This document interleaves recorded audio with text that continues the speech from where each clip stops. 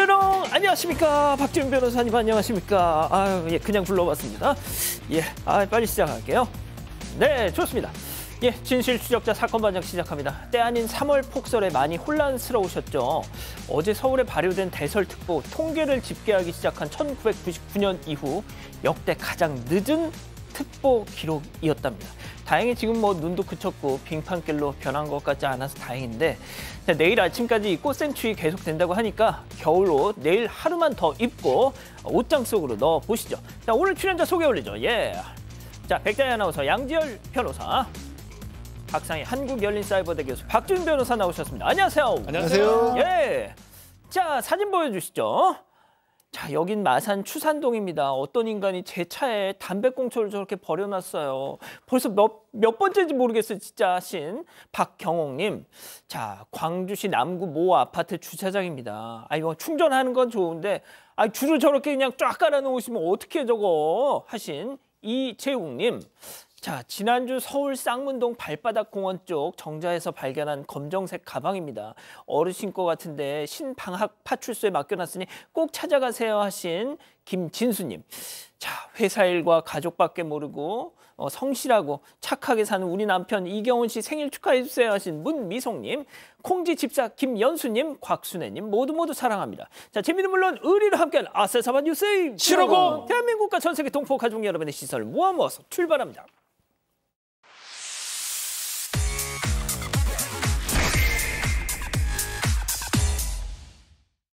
첫 번째 가보죠. 현관문을 쾅쾅입니다. 자, 벌써 몇 년째 이웃의 알 수 없는 행동으로 고통받고 계신다는 사방가족의 제보 영상 만나보시죠. 자, 이른 새벽 누군가 개를 데리고 집 앞을 저렇게 맴도는데요. 자, 잠시 후 쾅쾅 현관문을 부술 듯 거칠게 발로 저렇게 킥킥킥 문이 격하게 흔들릴 정도입니다. 자, 그렇게 힘껏 발길질 하더니 무슨 일이 있었냐는 듯 계단으로 유유히 개와 함께 사라집니다. 무섭습니다. 너무 무섭습니다, 이거. 네, 이 사건은 지난 2월 4일 경기 김포의 한 아파트에서 벌어진 사건인데요. 제보자에 따르면 이 사람은 바로 윗집에 거주하는 주민입니다. 제보자에 따르면 지난해 12월 새벽 6시쯤에 이 집 앞에 달걀 등 식자재가 배송된 이후로 갑자기 뭔가 부서지는 큰 소리가 났다고 하는데요. 좀 무서워서 1시간쯤 있다가 나가봤는데 달걀이 모두 깨져 있었다고 합니다. 곧장 경찰에 신고했지만 CCTV가 없어서 이제 범인을 잡을 수가 없었고, 제보자 부부는 뒤늦게 CCTV를 설치했는데요. 그리고 약 2달 후인 지난달 4일에 이 제보자 집이 비어있던 사이 윗집 주민이 보신 것처럼 제보자 집 문을 발로 차고 가는 모습이 CCTV에 담겼습니다. 제보자 부부는 경찰에 또다시 신고를 했고요. 윗집 주민은 경찰 조사에서 이 12월에 있었던 달걀 파손까지 모두 자신의 범행이라고 시인을 했습니다. 그리고 2건의 재물손괴로 벌금형을 선고받았다고 합니다. 도대체 무슨 억하심정으로 저런 짓을? 그걸 아직도 모르겠다라는 거예요. 게다가 이게 하루 이틀 일도 아니고요. 지금 3년이 넘게 층간소음으로 갈등을 벌이고 있다라고 합니다. 무슨 얘기냐면요. 이 집에 원래 살던 임차인이 3년 전에 층간소음 도저히 못 견디겠다면서 이사를 나가셨대요. 그리고 지금 사연자분은 그 이후에 이사를 왔는데 그 이후로도 계속해서 이렇게 소음이 나는 겁니다. 게다가 그걸 망치 소리, 공망치같이 일부러 내는 소리 같다고 하는데 밤 11시 넘어서 아니면 새벽 4시 이때 꼭 소리를 낸다라는 겁니다. 너무 견디다 못해서 직접 쪽지 같은 거 붙여놔도 아무 반응도 없었고요. 지난해 12월에는 이제 도저히 못 견뎌서 찾아가서 항의를 좀 했다고 그러는데 그때 항의를 할 때는 저 소리가 저렇게 요란하게 하니까 아랫집만 고통스러웠던 게 아니고 관리사무소 다른 이웃들까지 다 쫓아왔대요. 그런데 나와보지도 않고 아무 반응도 없었다가 다음날 새벽에 달걀만 다 부숴버렸던 겁니다. 지금 이 제보자분 민사소송 준비 중이라고 하는데 그 말씀하세요. 도대체 왜 이러는지를 모르겠다. 이유라도 알려달라라는 겁니다.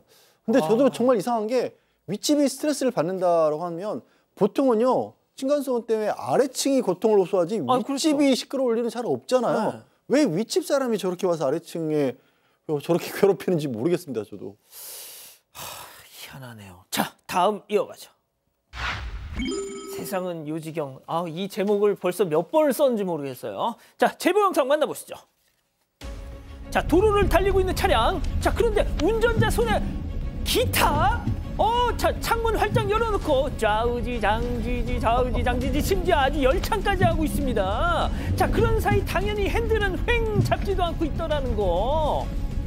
며칠 전 독서에 열중하던 운전자에 이어서 이제는 기타 치는 운전자 아주 그냥 완전 자율주행 가려면 아직 한참 멀었어. 저게 자율주행 차량이 아닌 걸로 보이긴 하는데요. 지난달 16일입니다. 서울 내부순환도로에서 있었던 일입니다. 동승한 지인이 놀라서 저 봐라 하니까 정말 기타를 두 손 다 보입니다. 기타를 치면서 가는 모습 너무나 놀라서 사실은 바로 저렇게 영상을 찍은 게 아니고 15분 정도 지나가지고 그때도 보여서 찍었다고 합니다.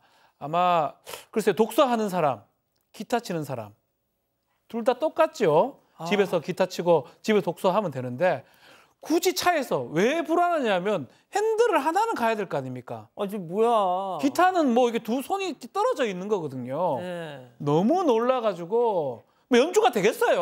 뭐 좌우지장지지 뭐 세상은 요직이 되겠습니까? 어쨌든 너무 이건 놀라서 본인도 위험하지만 다른 사람한테도 위험을 줄 수가 있습니다. 강한 처벌, 경고가 필요하다라고 하는데 운전 중에 기타 치면 처벌되는 건 없어요. 왜냐하면 당연하니까. 그렇죠. 당연하니까요. 기타 치면 누가 있겠습니까? 그러니까. 노래나 하세요. 아우 진짜. 자 이번에도 사방 가족께서 제보해 주신 영상 만나보시죠.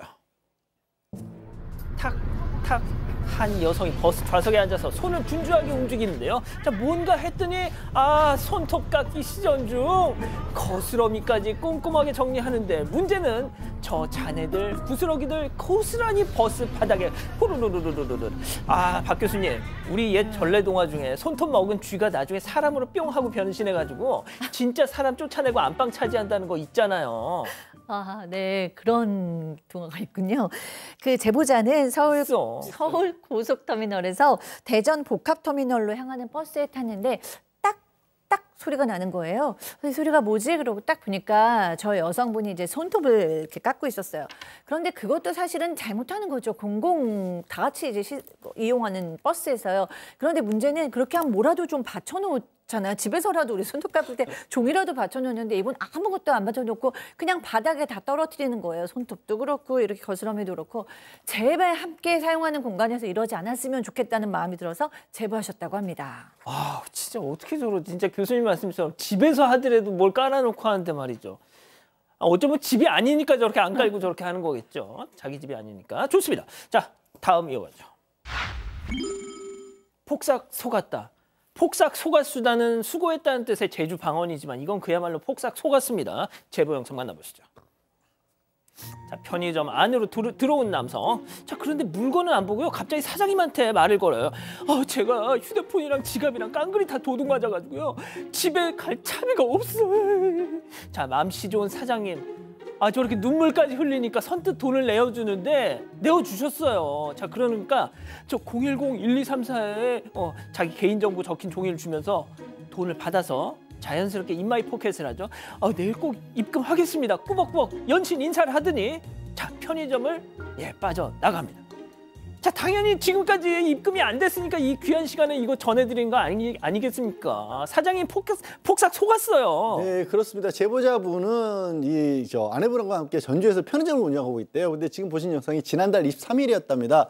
날씨가 추운 데였는데 어떤 남성이 바깥에서 계속 머뭇머뭇하다가 편의점으로 덜덜 떨면서 들어왔다는 거예요. 그러면서 하는 얘기가 집이 부산인데 지금 어머니 납골당이 묘시인 데가 전주 부근에 있다라는 의미가 하면서 어머님 뵈러 하는데 찜질방에서 간밤에 잤는데 자고 일어나 보니까 휴대전화 저 지갑 소지품 다 없어졌다라는 거예요. 그러면서 이제 나 돈 많은 사람이라고 비싼 브랜드 팔찌도 보여주면서 부산에서 편집샵 운영하고 있다 이런 얘기도 하더랍니다. 그래서 막 눈물까지 글썽이더래요. 그러니까 제보자분 아내분이 일을 하고 있다가 너무 안 돼서 10만 원을 주었답니다. 그러면서 대신에 이제 그 자기 이름하고 연락처를 적은 쪽지를 받았다고 해요. 물론 그 다음 날이 아니라 내일까지 송부해주겠다 그 다음 날이 아니라 아직도 보내지 않았고요.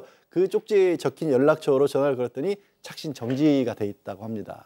정말 사장님들 저런 사람 왔을 때 모자하고 마스크 좀 벗어보세요 하세요. 딱 저렇게 모자하고 마스크 다 중무장을 하고 왔네 교수님. 네. 그래서 이 사장님께서 얼마나 이제 이 선한 의도였는데 배신감과 마음의 상처를 입으셨겠어요. 그런데 일주일 후에 이번에는 고등학생으로 보이는 학생이 오더니 똑같은 수법으로 또 똑같이 얘기를 하는 거예요. 아까 그 사람은 부산에서 왔는데 여기 전주에 왔는데 막 이랬잖아요. 이번에 학생은 저는 군산에서 왔는데 여기에 왔는데로 똑같이 얘기를 하는 거예요. 그래갖고 이 사장님하고 이 사장님 부인이 며칠 전에 똑같은 수법으로 우리한테 돈 뺏어갔다. 그랬더니 갑자기 고등학생으로 보이는 사람이 난 그 사람 모른다는 둥 뭐 횡설수설을 하고 뭐 막 당황해 하더니 그냥 나가버렸대요. 사장님께서는 금액을 떠나서 사람의 선한 심리를 이용해서 이렇게 교묘하게 이용하는 사람들 괘씸하고 불쾌해서 이렇게 영상 제보해서 다시는 이런 일 좀 없었으면 좋겠다고 하셨습니다. 아유, 박 변호사님. 저거 마스크 썼어도 눈만 보여줘도 다 저는 아는데. 눈만 보면 알 수 있습니다. 그러니까. 눈빛만 봐도 알 수 있습니다. 알고 싶어요. 좋습니다. 예, 다음 이어가죠.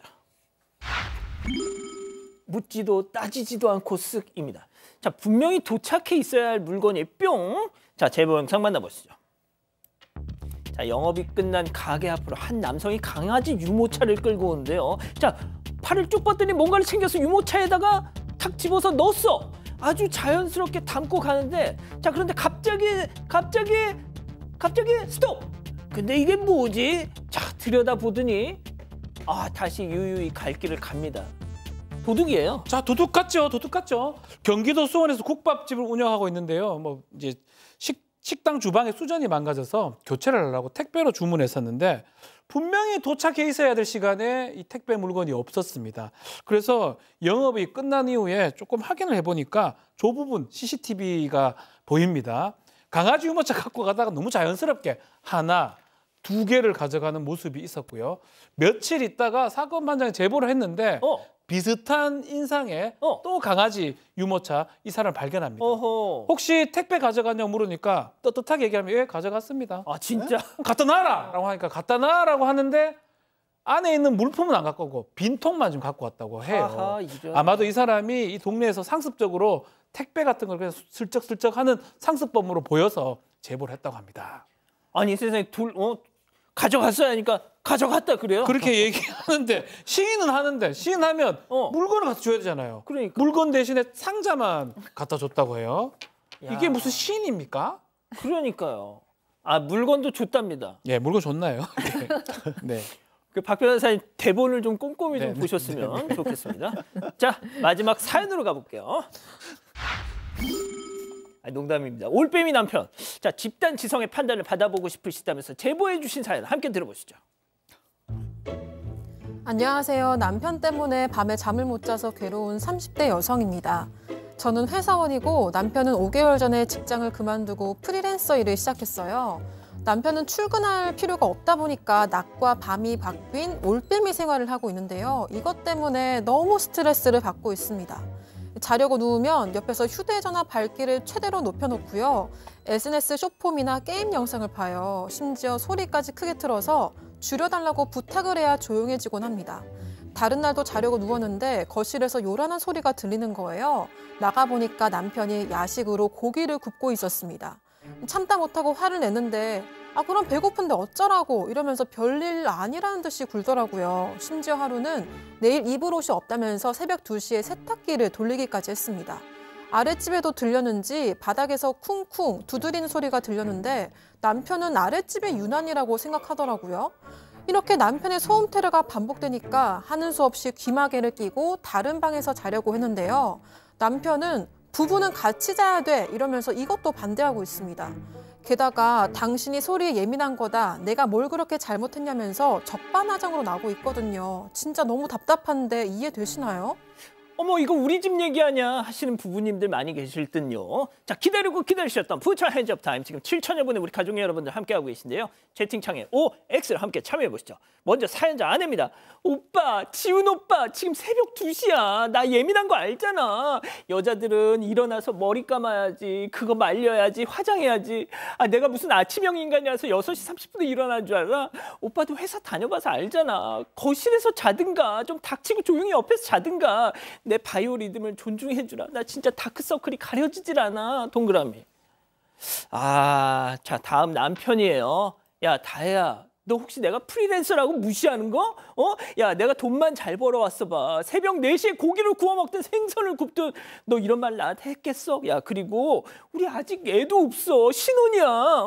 그런데 뭐 각방을 쓰자고? 나보고 거실 가서 자라고? 너 나랑 내외하니? 와, 진짜 너 어떻게 사랑이 변할 수 있니? 벌써 권태기야 X입니다. 박 변호사님. 이게 말이 됩니까? 배려심이 1도 없는 것 같아요. 낮과 밤이 바뀌어도 되나 모르겠는데 바뀌어도 되지만 그것을 아내한테 강요할 수는 없는 거 아니겠습니까? 아내는 정상적인 패턴의 삶을 살아야 되고 특히 뭐 저도 조금 늦게 자는 편이긴 한데 아, 진짜? 방법이 있긴 해요. 어떤? 비계 같은 걸 이렇게 벽으로 이렇게 베개로 하고 안 보면서 서로 유튜브를 보는 방법이 있긴 한데 소리는 또 안 되는 거거든요. 어쨌든 간에 존중을 해줘야 됩니다. 그러니까 정말 아내의 말씀대로 밖에 가든지 조용히 있든지 딴 데서 자든지 그렇게 하는 게 필요해요. 박 변호사님 그러면 박 변호사님 각방 쓰는 단계는 아니세요? 각방은 아니고 저 베개로 이렇게 벽을 썼어. 휴전선이라고 하죠. 예. 자, 교수님. 네, 아니 물론 뭐 프리랜서가 되셔가지고 낮밤이 바뀔 수는 있다라고 생각을 해요. 근데 이제 문제는 아내는 직장인이라는 거예요. 그럼 아침에 일어나서 직장을 가야 되잖아요. 그런데 아내 이렇게 잠을 못 자게 하면 일을 어떻게 해요? 그 남편이 만약에 뭐 좀 음식을 해 먹으려고 해도 조용히 드시고 세탁을 꼭 해야 돼도 조용히 하시고 뭐 이렇게 해야 되고 또 급할 때는 뭐 이렇게 좀 따로 주무실 수도 있는 거죠. 그런데도 이렇게 끝까지 뭐 부부는 같이 자야 될까지 하면 이 부인은 얼마나 생활에 지장이 있겠어요. 저 그래서 부인의 말이 전적으로 옳다라고 생각합니다. 자, 양 변호사님. 아니 각방 써야죠 그러면. 아니 저는 이분이 이전에는 다른 문제는 없었을까 하는 생각이 들어요. 왜냐하면 기본적인 배려심이 너무 없을 뿐더러 새벽 2시에 세탁기를 돌려요? 이거는 저 아내분이 저기 보내지 않으셨으면 다른 사연으로 아래층 사는 분이 사건 발작에 제보했을 상황이에요. 어떻게 새벽 2시에 요즘 같은 공동주택 분위기에서 세탁기를 돌립니까? 저 남편분이 이전에 다른 일로는 문제를 안 일으키셨는지 그것도 의문스러울 정도 상황이고요. 당연하죠. 잠 못 재우는 거 안 자게 하는 건요. 고문입니다. 아, 그렇습니다. 백다희 아나운서.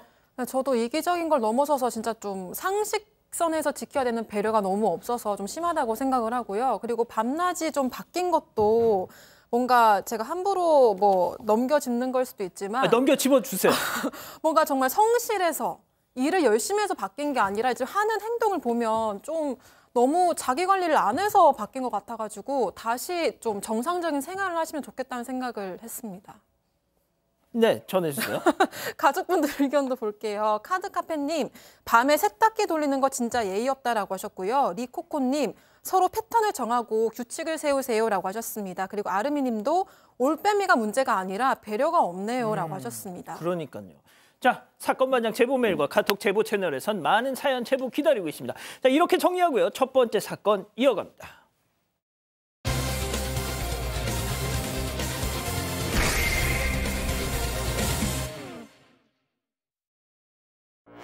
한 남학생이 머리카락이 짧게 밀린 채로 병실에 누워 있습니다. 다리와 등에도 멍과 상처가 가득한데요. 지난 15일 이 학생에게 악몽 같은 일이 발생했습니다. 다신 여자 만나지 못하게 해줄게. 다신 여자 만나지 마. 어차피 만나고 싶어서 못 만날 거야. 왜 다 맞고 돈 보내? 돈 더 만나야 될 거야. 알지? 여학생이 눈썹 칼로 남학생의 눈썹과 머리카락을 미는데요. 남학생은 아무런 저항도 하지 못합니다. 도대체 이 학생에게 무슨 일이 있었던 걸까요? 예, 참 이런 사건을 전해드릴 때마다 저희가 어떤 수위 조절을 어떻게 해야 될지 참 많은 고민을 하는데요. 잠깐 뭐 짧게만 보셨어도 영상의 수위가 상당히 높습니다. 중학생 아들이 친구를 만나러 다른 지역에 갔다가 감금된 채 잔인한 폭행을 당했다고 제보를 주셨네요. 네, 지난 3월 14일에 있었던 사건입니다. 올해 중학교 3학년인 피해 학생은 학교를 마치고 친구를 만나러 대전으로 갔습니다. 그런데 집으로 돌아오는 막차가 끊겨서 대전에 살고 있던 지인에게 연락을 했는데요. 지인은 친절하게 버스 노선까지 알려주면서 피해 학생을 불렀습니다. 이 지인을 따라서 집으로 들어갔는데 그곳에는 지인을 포함해서 5명이 있었다고 합니다. 여자 1명, 남자 4명이었고요. 그런데 이들은 피해 학생에게 강제로 술을 먹이고 술을 못 못 마신다고 했는데도 불구하고 이 콜라와 소주를 타서 먹이기도 했습니다. 또 중간에 토를 하고 왔는데도 계속해서 술을 줬고요. 결국 피해 학생은 술을 마시다가 그곳에서 잠이 들어버렸다고 합니다. 자, 술에 취해서 잠이 들었습니다. 아침에 눈을 뜨자마자 그때부터 지옥이 펼쳐집니다. 맞습니다. 다음 날 아침 잠에서 깼더니 피해 학생한테 여학생이 다가와서 너 나한테 성추행했다라고 얘기를 했다고 해요. 그러니까 이 피해 받은 이 학생 입장에서는 이렇게 사람들이 많은데 어떻게 그런 일들 하겠느냐. 말도 안 되는 소리 하지 마라 라고 얘기를 했는데 또 중간에 이 피해 여학생하고 그 피해 학생 사이에 다른 사람 누워 있었다고 해요. 바로 뭐 만지거나 할 방법이 없었는데 주변에서 모든 사람이 네가 먼저 만졌잖아라고 몰아가기 시작했고요. 부모님한테 말씀드려라. 그리고 합의금 1,000만 원 가져와라. 안 그러면 너 못 나간다라고 협박을 했고요. 15일 저녁 7시부터 합의금 1,000만 원을 요구하면서 7시부터 저런 폭행이 시작된 것입니다. 자, 원래는 이게 다 동영상입니다. 그런데 저희가 그 영상을 방송에서는 도저히 보내드릴 수 없어서 그 장면을 스틸컷으로 지금 편집을 해서 전해드리고 있는데 자, 어떤 일이 벌어졌는지 그걸 하나씩 좀 짚어보겠습니다, 교수님. 네, 일단은 침대에 걸쳐서 이 학생이 벌벌벌벌 떨고 있는데 갑자기 둔기를 든 사람이 나타나서 이 학생의 팔을 몇 차례를 때립니다. 그러니까 이 학생이 확 움츠리면서 두려움에 또 계속 떨고 있어요. 그런데 이번에는 이 둔기로 어깨를 사정없이 내려칩니다. 얼마나 아팠을까요? 그 다음에는 이제 아예 머리카락을 잡고 등과 허벅지, 정강이 등을 또 사정없이 때립니다. 그러다 이제 둔기를 바닥에 버려버렸어요. 그런데 이제 아까 그 성추행을 당했다고 우긴 여학생은 또 이 피해 남학생을 변기에다 앉혀두고 눈썹 칼로 양쪽 눈썹을 다 밀어버립니다. 그리고 머리카락 중간도 싹 밀어버립니다. 그러면서 이제 말을 하는 거예요. 넌 다시는 여자 만나지 못하게 해줄게. 뭐 이런 식의 얘기를 계속하는 거예요. 나중에 이 아버지께서 이 피해 학생이 돌아온 후에 머리카락을 직접 정리해 주려고 했는데 가위로도 안 되고 면도 칼로도 안 되니까 이 학생이 눈썹 칼로 해야 돼. 나 눈썹 칼로 밀렸어. 이렇게 얘기해서 너무너무 마음이 아프셨다고 합니다. 자, 양 변호사님. 저게 지금 지금 영상으로 저희가 전해드리고 있습니다만 이 믿겨지십니까? 그러니까 저 얘기가 저는 저 여학생이 뭐 나이가 어떻게 되는지 모르겠지만 가출팸에 있는 학생이라고 한다라면 그렇게 나이가 많은 학생도 아닐 거 아니에요. 그리고 지금 뭐 정황상으로 저들끼리 저렇게 짠 것 같고 또 눈썹칼로 밀었다라고 하는 게 저런 식으로 이제 그 청소년들 사이에 폭행할 때 머리카락이나 이런 신체의 어떤 그런 걸 이렇게 다 하면 자기 그 자존감 같은 게 꺾여버립니다. 그래서 저항의식이 없어지는 거거든요. 그리고 극도의 수치심을 주는 행동이에요. 어떻게 저런 행동들을 어디서 배워서 저렇게 했는지 그리고 무엇보다도 저런 일을 겪은 피해자는요. 거울 볼 때마다 밖에 창밖에 지나가다가 그 뭐 유리창에 비친 자기 모습을 볼 때마다 얼마나 무섭고 놀랍고 공포스러움이 다시 돌아오겠습니까? 자, 아들이 저런 꼴을 당하는 영상을 본 부모님은 이런 생각까지 드셨답니다. 체크포인트 짚어보죠. 동물로 봤다. 이게 아버님 워딩인데 직접 얘기 좀 들어보시죠. 미용실을 못 가겠대요. 창피해서 나가기도 겁나고 해가지고 퇴근하고 제가 그걸 깎아줬거든요. 정말 일반 면도기로도 머리가 안 깎이고 가위로 이제 옆에 남은 머리들 정리해주고 아빠 이거 눈썹칼로 밀어놔 그러더라고요. 그래서 왜 그러니까 이것도 그렇게 한 거야. 정말 눈물 나는데 진짜 미친 줄 알았어요. 정말로. 이런 데를 손을 댔다는 것도 그렇고 인격 모독이라고 좀 생각을 하거든요. 사람으로 안 보고 동물로 봤다. 저는 그렇게 생각이 들어요. 솔직히. 자, 여기서 멈추지 않았습니다. 더 있었어요. 맞습니다. 머리가 밀린 채로 지금 바닥에 무릎을 꿇고 앉아있는 이 피해 학생한테 계속적으로 폭행을 행사를 했는데 너무나 많이 때렸던 것 같아요. 폭행 때문에 지금 좀 나오고 있는데 이 피해 학생 등이 시뻘겋게 변했고요. 뭐 갖고 있는 옷으로 가려보려고 하지만 폭행은 계속적으로 진행이 됐던 것 같습니다. 피해 학생 급기야는 무릎을 꿇고 애원을 했어요. 보내주시면 안 될까요? 라고 묻는데 이게 다 영상입니다. 가해 학생이 여학생이 조용해! 라고 들은 채도 하지 않았다고 합니다. 제가 처음에 이 동영상을 제보를 받았을 때 저 피해 남성의 머리 상태가 저랬잖아요. 그래서 이게 혹시 그 미성년자들이 무슨 원조 교제를 그 어떤 뭐 미끼로 해서 성인 남성들을 그렇게 모함에 빠뜨리게 하는 그런 사건인 줄 알았습니다. 근데 내용을 봤더니 중학생 피해자 머리를 밀어가지고 저 모양을 만들었던 거예요. 예? 이 상상이나 되십니까 이게? 자, 그런데 이 가해자들이 더 악랄했던 건 앞서 영상에서 보셨겠지만 그 뒤쪽에 앉은 여학생이 뭘 이거 하고 있었어요. 네, 맞습니다. 이 폭행 사건이 세상에 알려진 이유가 가해자들이 직접 SNS에 실시간 라이브 방송 예고글을 올렸고요. 이 영상을 송출했기 때문이었습니다. 그런데 영상이 송출되면서 각종 사건 사고를 다루는 유튜브 채널 엄태웅 TV에 제보가 들어가게 되는데요. 이 범행을 알게 된 유튜버는 수소문을 해서 사건 현장을 찾아냈고 이 사람을 보내서 피해 학생과 지인을 극적으로 구출을 했습니다. 14일 밤에 이곳에 들어간 피해 학생은 24시간 동안 감금과 폭행을 당하고 15일 밤이 되어서야 겨우 빠져나올 수 있었는데요. 이 피해 학생의 부모님은 구출된 이후에야 이런 상황들을 알게 됐다고 합니다. 이 피해 학생이 15일 저녁 6시쯤에 전화를 해서 곧 나갈 수 있을 것 같아라고 말했고 당시 상황을 자세히 설명을 안 해서 아들이 감금된 채로 폭행당하고 있을 거라고는 정말 상상도 못하셨다고 합니다. 자, 대전에 놀러 갔다가 이 막차가 끊겨서 저 집으로 갔던 저 피해자, 그럼 그 집으로 가출팸이 있는 곳으로 오라고 유인했던 그 자의 정체가 충격적이었어요. 처음에는요, 그 구출하러 갔던 유튜버에게 자기도 이렇게 피해자라고 하면서 피해자를 도와주려고 했던 것이다라고 그렇게 얘기를 했다고 합니다. 그런데 알고 보니 더 나쁜 짓이었던 게 지금 보시는 영상들 있잖아요, 보여줬던 그 영상을 찍고 있었던 게 그 지인이라는 자였던 거예요. 그러니까 이 유인해서 범죄가 벌어질 뻔히 알면서 불러냈고 그리고 그 모습을 촬영을 했고 그리고 저 폭행당하는 영상을 SNS에 올려 유출한 것도 그 지인이었던 겁니다. 그런 와중에도 자기는 이제 피해자 코스프레를 하고 거짓말을 했던 건데 나중에 이제 유튜버가 또 범행을 부인하고 있다가 아무래도 상황이 이상하니까 사실은 저거 돈 뺏으러 한 거냐고 다시 물었어요. 다그치니까 그때서야 또 범행을 시인을 했습니다. 자, 아들을 도와줬던 이 지인의 정체가 밝혀지자 아버님은 분노하실 수밖에 없었답니다. 자, 아버님 얘기 계속 들어보시죠. 피해자 코스프레를 한 거죠. 나는 얘를 도와줬다라고 얘기를 하지만 자기는 아닌 것처럼 빠져나가기 위한 작전을 했더라고요. 더 나쁘죠. 거기를 불러서 얘를 그 함정에 빠뜨려 놓고 성추행범 만들고 합의범 뜯어내려고 하고 이게 말이 돼요. 보호는 못해줄 망정. 물매고 가면서 살살 때려 죽는다 이런 말이나 하고 이건 아니잖아요.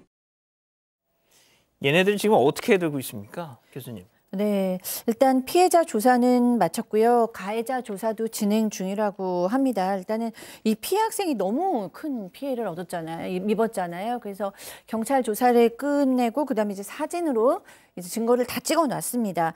이 피해 학생의 변호인은 가해자들의 공동상해, 공동감금, 특수상해, 청소년 성착취물 죄작 반포 등으로 법적으로 대응할 것이라고 지금 전해지고 있고요.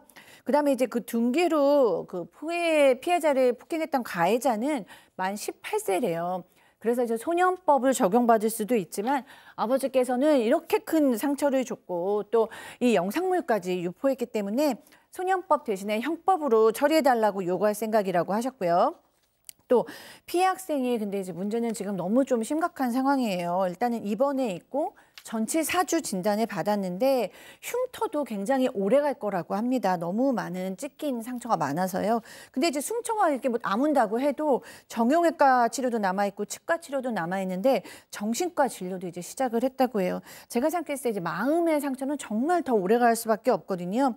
그런데다가 이 학생 아직도 가해 학생들의 보복을 너무 두려워하고 있다고 합니다. 이런 모습을 보면서 피해 학생의 아버지께서는 너무나 죄책감을 느끼고 정말 마음이 미안한 생각밖에 없다고 하십니다. 박 변호사님, 예. 저 자식들 어떻게 하면 좋을까요? 자, 지금 아버지 말씀 자체가 소년법 그리고 형법 이러는데 보호처분 대신에 형사처벌해야 된다. 14세 이상이면 형사처벌도 가능합니다. 매우 불량한 범죄입니다. 여러 명이 공동으로 감금하고 상해하고 음란물 등등 찍고 특수상해 아주 상당히 큰 범죄이기 때문에 이런 사건 정도면 이 18세라고 하더라도 구속을 좀 원칙으로 하는 게 맞는 것 같아요. 법의 엄정함을 보여줘야지만이 이 피해 학생이 그나마 앞으로 살아갈 수 있는 상황이 되지 않을까, 트라우마에서 벗어날 수 있지 않을까. 지금 당장 저 학생들 경중을 좀 가려서 구속영장을 좀 해야 될 필요가 있지 않을까. 왜냐하면 소년범들은 구속하지 않는 걸 원칙으로 하긴 합니다. 그렇지만 이 범죄 자체는 매우 심각하고요. 증거가 자기들이 다 찍어놨잖아요. 너무나 한 명의 인격을 말살한 범죄이기 때문에 좀 가혹하게, 엄정하게 좀 다뤄야 될 것 같습니다. 예, 첫 번째 사건 정리하고요. 두 번째 이어갑니다.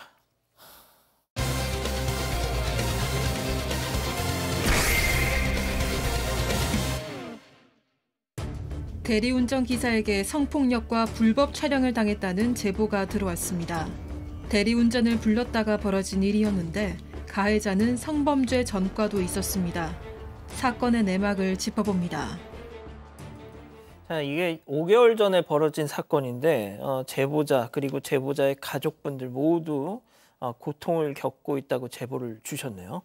네, 사건은 지난해 10월 중순에 벌어졌습니다. 당시 제보자는 어떤 스트레스와 개인적인 상황들이 겹쳐서 되게 힘든 상태였는데요. 그래서 친구에게 전화를 해서 좀 얘기를 들어달라고 했습니다. 그래서 회사에 반차를 내고 친구를 만나러 갔습니다. 이 친구가 한 술집으로 왔고 두 사람 함께 술을 마시기 시작했는데요. 그 이후 친구와 함께 술집을 나오면서 운전을 할 수 없으니까 이 대리 어플을 통해 대리기사를 불러서 오후 3시 반쯤에 차를 타고 이동을 했습니다.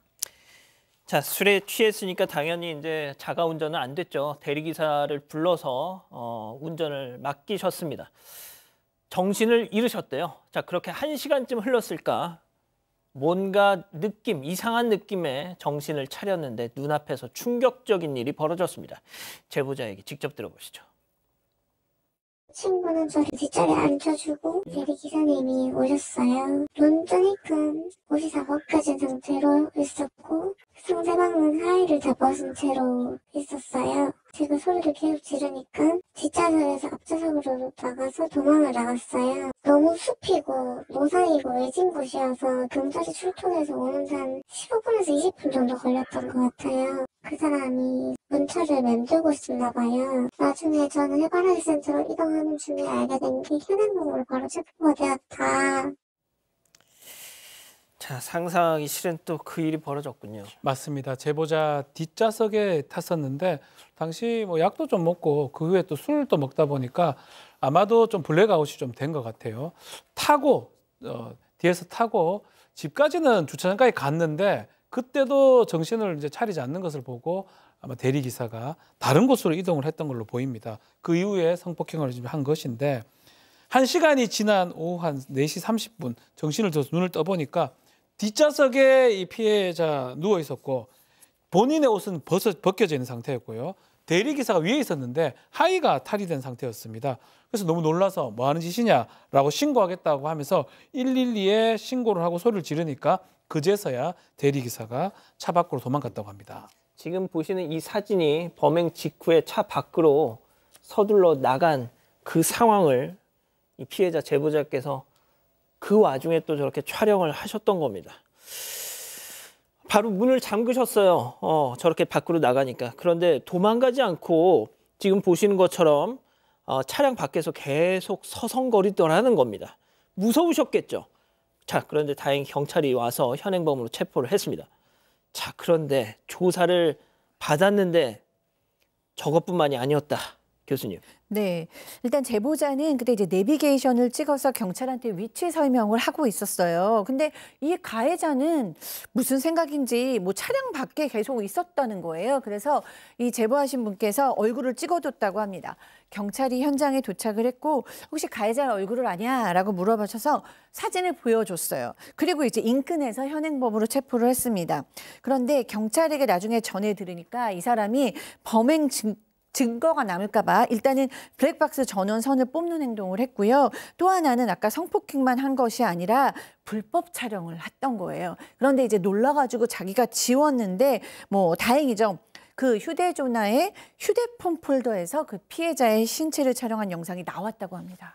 자, 지금 보신 이 사진 차창에 뭐 사람 손자국 같은 게 있죠. 이게 뭐냐면 블랙박스 그 전원선을 뽑고 메모리 카드를 탈취하는 그 과정에서 남긴 그 대리기사 범인의 손 자국입니다. 자, 하지만 뭐가 됐든 그 와중에서도 피해자께서 계속 촬영을 하시고 해서 뭐라도 남아 있었기 때문에 이렇게 딱 걸릴 수 있었던 겁니다. 범행의 전모가 드러났고 구속이 됐습니다. 자, 그런데 그 과정에서 앞서 그 범인의 충격적인 과거 행적까지 또 드러났던 거죠. 체크포인트 짚어보죠. 출소한 지 2개월. 자, 제보자 얘기 이어서 들어보시죠. 제가 범죄 심리 상담을 받는데 나중에 알게 된 게 그 사람 사건 2달 전에 또 범행을 저지르고 이제 감옥에서 나온 상황인 걸 알게 됐어요. 2달 전에 국군교도소에서 2년 동안 수감생활을 한 걸로 알아요. 강제추행으로. 저한테는 이제 중간간이랑 카메라 촬영죄 하는 상황이고. 자, 이럴 줄 알았습니다. 예?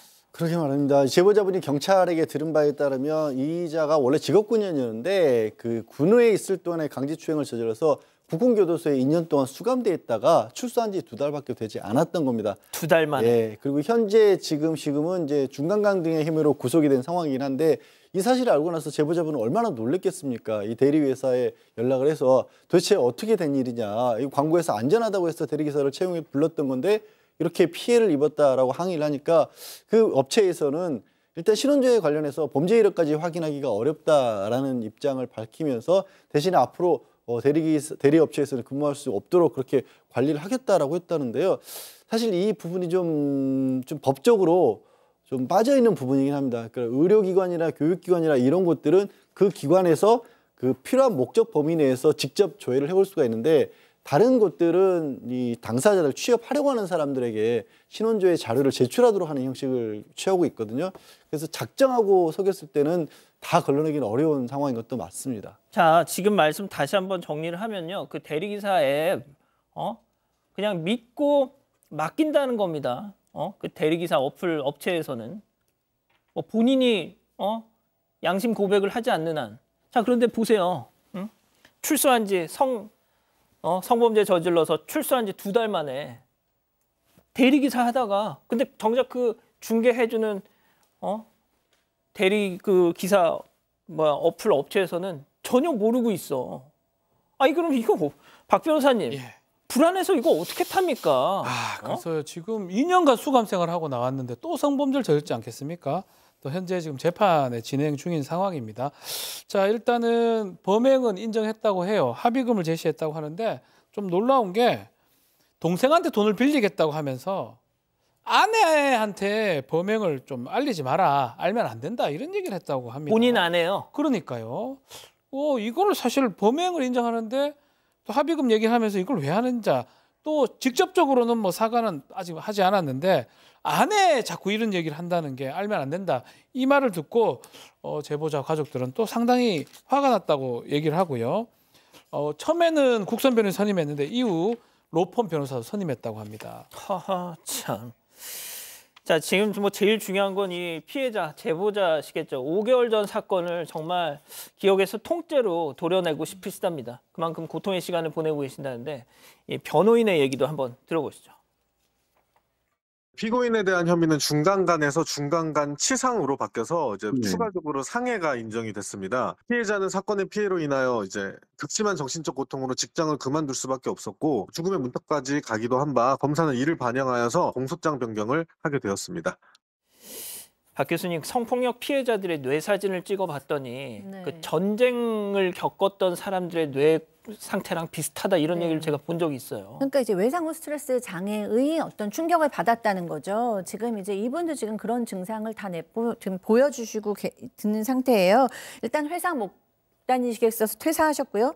공황발작, 자해행동, 대인기피증에 시달리고 있고 불면도 있는데 이 외상후 스트레스 장애 진단도 받았는데 이제 머릿속에서 그때 그 성폭행 전후의 상황이 반복된다는 거예요. 이게 우리가 늘 얘기하는 그 플래시백이죠. 그러니까 지금 예전의 그 경험이 지금도 생생하게 반복되는 느낌이거든요. 거기에 이제 극심한 공포와 불안, 이렇게 극적인 감정도 계속 겪고 있다고 하시니까 너무너무 지금 사실은 정신적으로는 너무 힘드신 상황이신 것 같고요. 그때 그 공포가 거의 죽음에 다다른 공포였던 것입니다. 부모님도 생업을 지금 뭐 중단하실 수밖에 없었다고 하고요. 너무나 불안해하고 있기 때문에 밤낮으로 딸을 지키고 있는 상황이라고 합니다. 양 변호사님?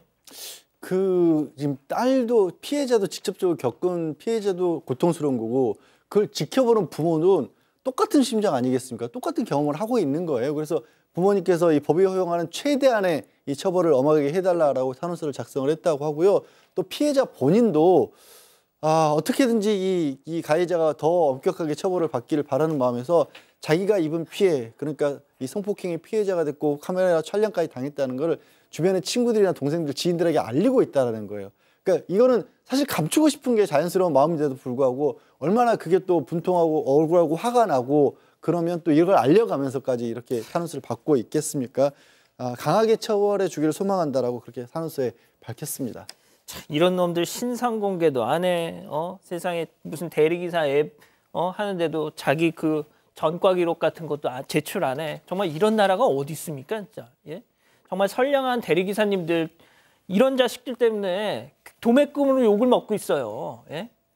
자, 두 번째 사건 정리하고요. 별별 상담소 이어갑니다.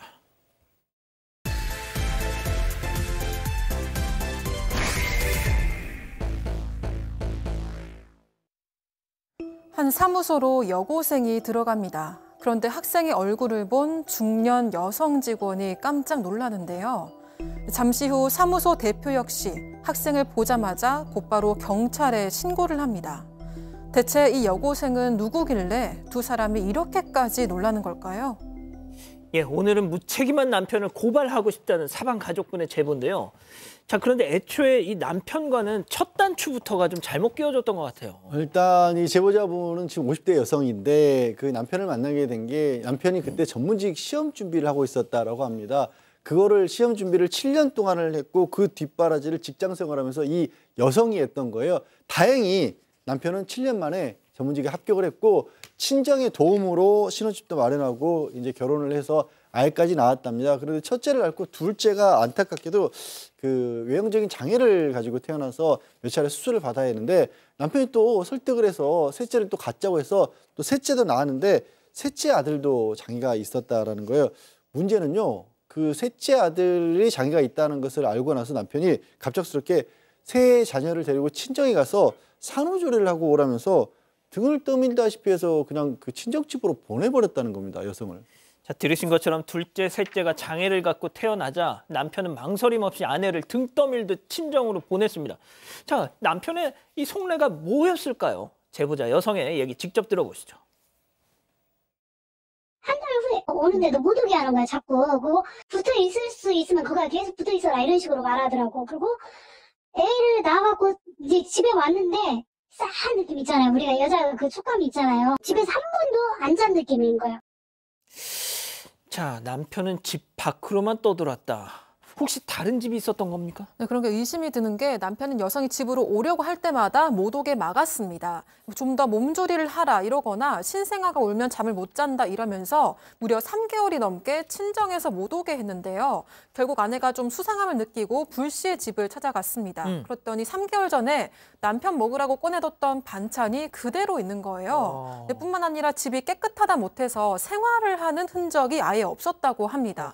한 번도 창문도 안 열었던 건지 좀 집안에 쾌쾌한 냄새도 정말 많이 났다고 하고요. 그래서 남편이 단 하루도 이 집에서 지내지 않았구나, 한 번도 안 잤구나 이걸 직감을 했다고 합니다. 그 와중에 이 거실에 있던 결혼 사진만 감쪽같이 사라져 있었다고 하는데요. 하지만 남편은 뭐 바빠서 사무소에서 지냈다 이렇게 끝까지 변명을 했고 여성은 바로 아이들을 데리고 집으로 왔다고 합니다. 박 변호사님 쎄합니다. 이상하죠? 자, 근데 5년을 함께 산 남편이 갑자기 아내가 코를 너무 곤다면서 좀 각자 자자라고 얘기를 했다고 해요. 그래서 거실 소파에서 따로 자기 시작했다고 하는데 어느 날 아내가 밤에 화장실을 가다가 남편 전화기가 번쩍거리는 걸 봤다고 합니다. 보니까 007로 이렇게 전화가 왔다고 해요. 제임스 본드 말고 007.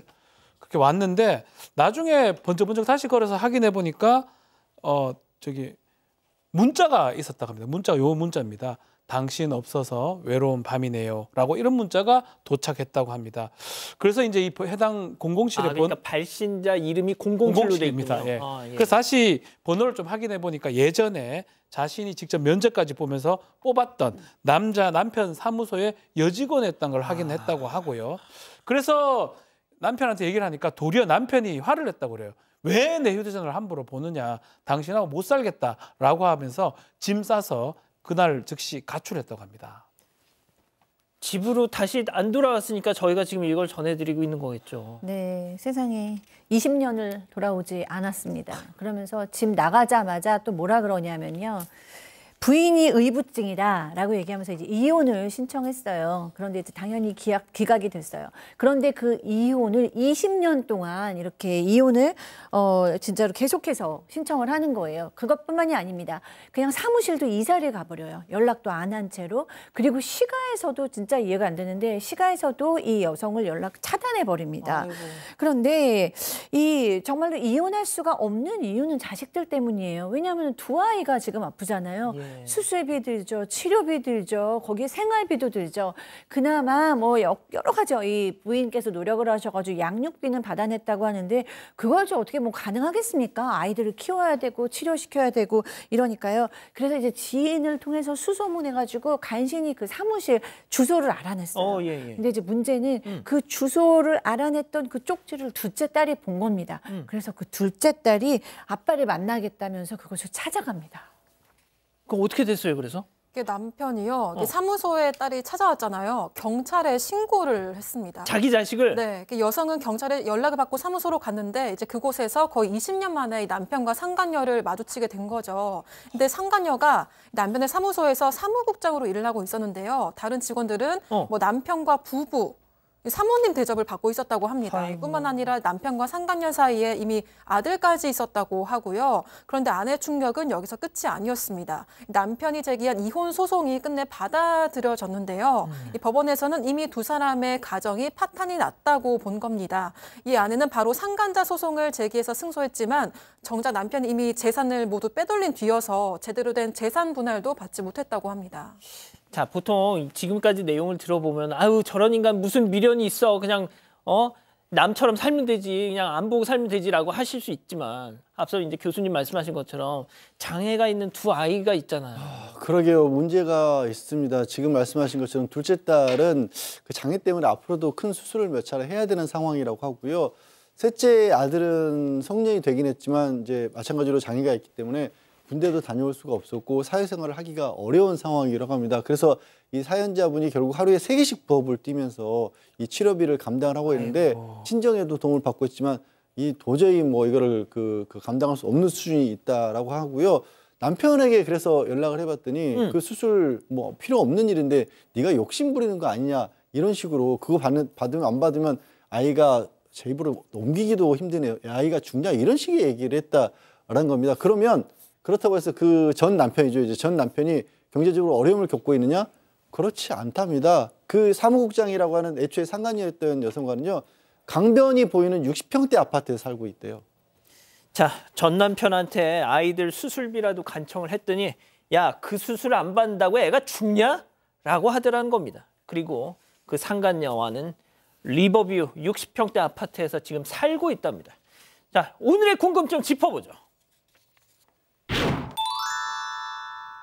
장애 아이 둘을 버리고 20년 외도한 남편, 전 남편, 아이 치료비 이거 받을 수 없는지 지금 묻고 계십니다. 박 변호사님. 자, 지금 일단은 성인입니다. 장애가 있긴 하지만 그렇기 때문에 성인에 대해서 양육비를 청구하기는 좀 어려울 것 같습니다. 다만 과거 양육비는 청구가 가능하거든요. 과거 양육비도 내지 않았던 부분 청구할 수 있고 재산 분할을 지금 정확하게 하지를 못했어요.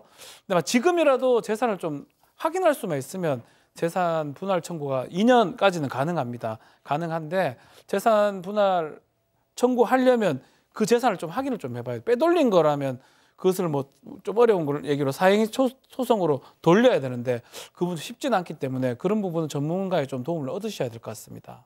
양 변호사님. 아니 이미 지금 과거 양육비 소송을 해서 그건 또 받으셨다라고 해요. 그러니까 변호사 조력도 받았던 모양인데 박 변호사가 얘기한 것처럼 재산을 다 빼돌려놨던 부분을 찾지를 못했던 모양입니다.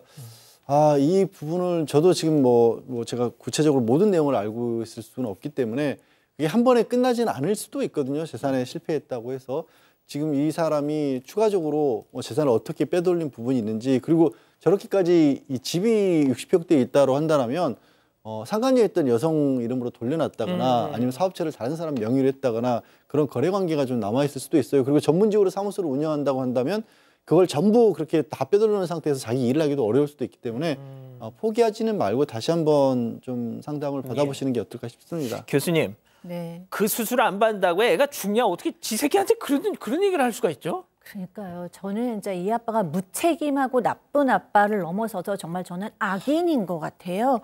그 아픈 아이를 경찰에 신고하고 그 수술 안 받으면 죽냐라는 말을 어떻게 아빠가 합니까? 동물도 자기 새끼가 아프면 어떻게든지 감싸는데 인간으로서 이런 얘기를 할 수가 있다니 정말 하늘이 안 무섭냐고 얘기해보고 싶습니다. 자, 우리 가족 여러분들도 화 많이 나셨네요. 네, 많이 분노하셨습니다. 핑크스완님, 남편 진짜 사람이 아니라 짐승의 탈을 썼네요 라고 하셨고요. 섬그늘님도 인간 같지도 않네요 라고 하셨습니다. 아유, 자, 별별 상담소 이렇게 정리하고요. 글로벌 픽 이어갑니다.